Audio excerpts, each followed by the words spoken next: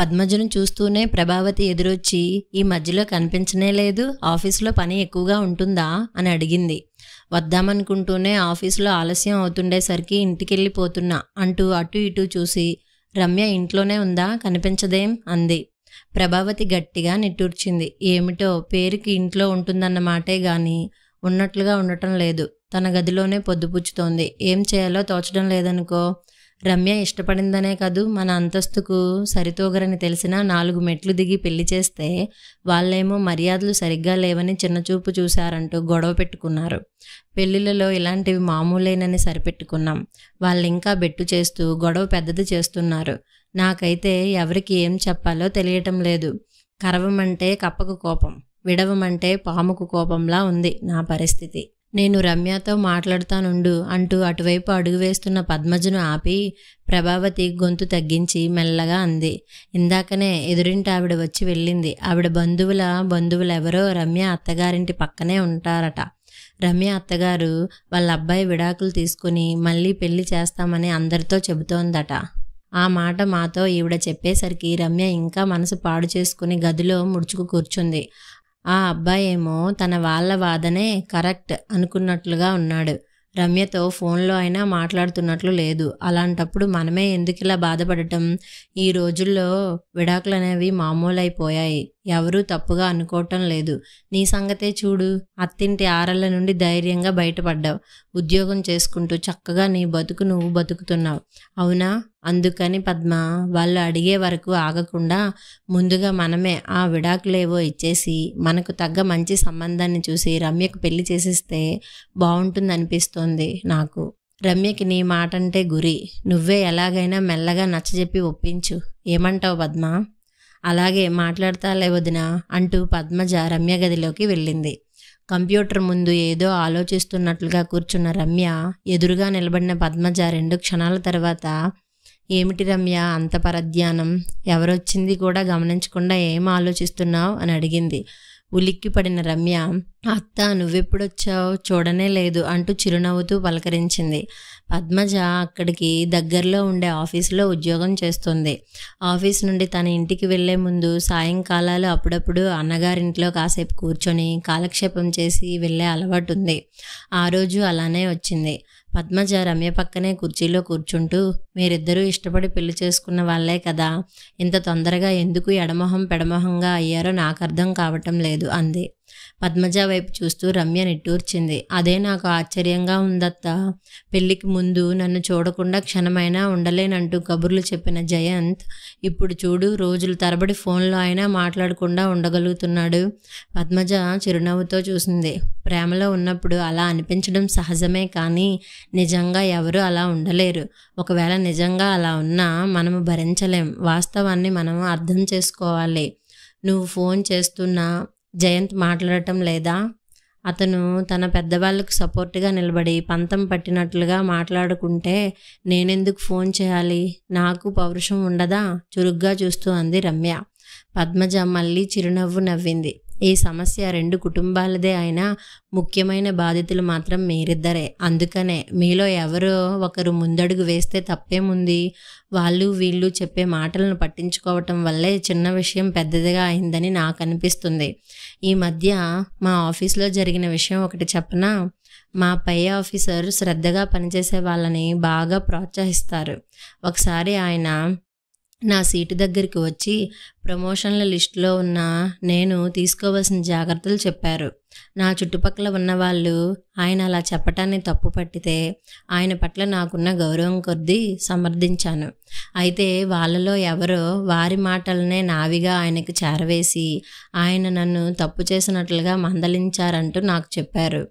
ఎవరో ఒకరు నాకు సానుభూతి చూపిస్తున్నట్లుగా ఈ సమస్యను పెద్దదిగా చేయటం చిరాకు అనిపించి మా ఆఫీసర్తో నాకు ఆయన పట్ల ఉన్న గౌరవ అభిమానాలను ప్రస్తావిస్తూనే జరిగినదేమిటో వివరించాను. నేను అలా సూటిగా మాట్లాడటం ఆయనకు నచ్చింది. ఈ మధ్యలో కొంచెం బిగుసుకున్నట్లుగా ప్రవర్తించిన ఆయన మునిపటిలా మామూలుగా అవటం నాకు సంతోషంగా అనిపించింది. ఒకరి దగ్గరుండి ఇంకొకరికి చేరే లోపల ఆ మాటల స్వభావం మారిపోతుండటం జరుగుతూ ఉంటుంది.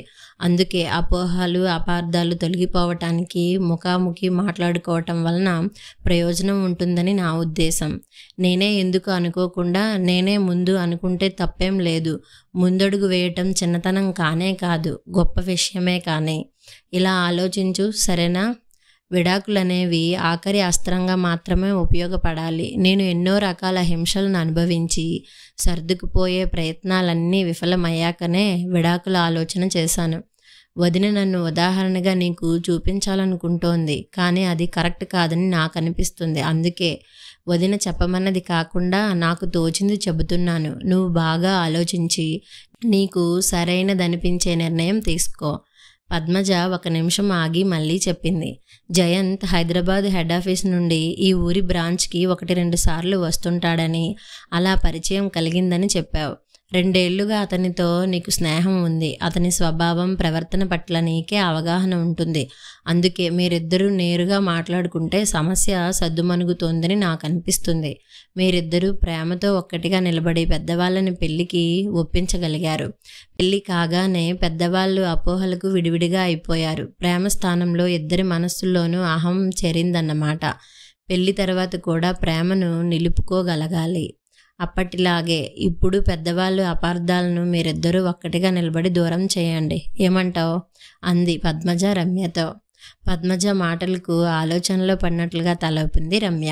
రమ్య గదిలో నుండి వచ్చిన పద్మజను ప్రభావతి కనుసైగలతోనే చెప్పావుగా అని అడిగింది. అవునన్నట్లుగా తల ఊపి పద్మజ వెళ్ళొస్తానంటూ సెలవు తీసుకుంది. ఆ రాత్రి రమ్య బాగా ఆలోచించి ఒక నిర్ణయం తీసుకుంది. జయంత్కి సెల్ ఫోన్ ద్వారా మెసేజ్ పంపింది. జయంత్, పెళ్ళంటే నేను నుండి మనంలోకి మార్పు కదా. అలాంటిది ముందు ఒక్కటిగా ఉన్న మనం పెళ్లి తర్వాత ఎందుకు విడివిడిగా మారిపోయాం? సమస్యల్ని ఎదుర్కోగలిగే నేర్పు ఎందుకు కొరవడింది? ఈ ఆలోచనలతో సతమతం అవుతూ చివరకు నేను ఒక నిర్ణయానికి వచ్చాను. మన 2 కుటుంబాల మధ్య వచ్చిన అపార్థాలకు ఎవరిది తప్పు అనే ప్రశ్నను పూర్తిగా వదిలేద్దాం. జరిగిన విషయాలన్నింటినీ పూర్తిగా మర్చిపోయి కొత్త జీవితాన్ని మొదలు పెడదాం. అందుకనే ముందుగా నేనే చేయి చాపుతున్నాను. రేపు పెద్ద పండగ. నా పెళ్లితో ఇంటికి పండగ కళ లేకుండా పోయిందని పెద్దవాళ్ళు బాధపడుతున్నారు. ఆ బాధను నివారించాల్సిన బాధ్యత నాదేననుకుంటున్నాను. పండుగ అంటే సందడి, సంతోషము కదా. ఎవరి రాకతో మా ఇంటికి పండుగ వస్తుందో తెలుసు కదా. ఇక నిర్ణయం మీదే. అలా మెసేజ్ పంపించాక తేలిక పడిన మనసుతో ప్రత్యుత్తరం కోసం చాలాసేపు మేలుకునే ఉన్న రమ్య ఎప్పటికో తెలియకుండానే నిద్రలోకి జారుకుంది. వేకువజామున మెసేజ్ వచ్చిన శబ్దానికి ఉలిక్కిపడి లేచి సెల్ ఫోన్ చేతిలోకి తీసుకుంది రమ్య. రమ్య, మన సమస్య పరిష్కారానికి ముందడుగు వేసి మనిద్దరిలో నువ్వే తెలివైన దానివని నిరూపించావు. అందుకే నేను ఒక నిర్ణయం తీసుకున్నాను. ఇక నుండి ఎప్పుడూ నీ వెంటే నేను అని. నా మనసులోని అలజడిని ఎదుర్కొనే మార్గంగా ఆఫీస్ పనిని పెంచుకొని అక్కడే అర్ధరాత్రి వరకు ఉండిపోతున్నాను. ఆ కారణంగానే నీ మెసేజ్ను చూసుకోవడంలో ఆలస్యం జరిగింది. చూడగానే క్షణం కూడా ఆలస్యం చేయకుండా బయలుదేరిపోయాను. నా కారు ఇప్పుడే మీ ఊరు పొలిమేరలోనికి వచ్చేసింది కూడా. కాసేపట్లో నీ ముందు ఉంటాను.